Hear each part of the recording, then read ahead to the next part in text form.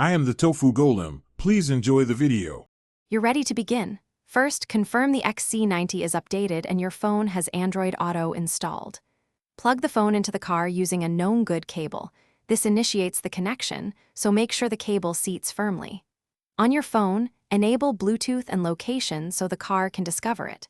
Once plugged in, watch the center display for an Android Auto prompt and accept permissions on your phone.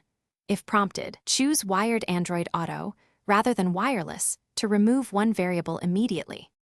Next, you'll authorize and fine-tune settings. When the phone prompts, allow permissions for contacts, messages, media, and location so apps and voice controls function. On the Volvo display, select Android Auto from the apps list. If you plan to use it regularly, set it as the default projection app.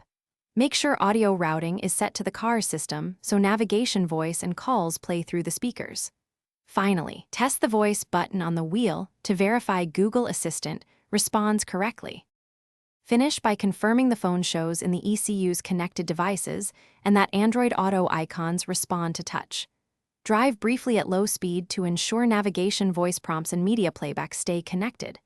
If the system drops, first reboot your phone and the car's infotainment, then swap cables. Many failures are cable-related. If that doesn't help, clear Android Auto's cache and data or update the phone OS. As a last step, check Volvo's support notes for your model year in case of known firmware quirks. Thanks for watching. Consider subscribing if we helped you today.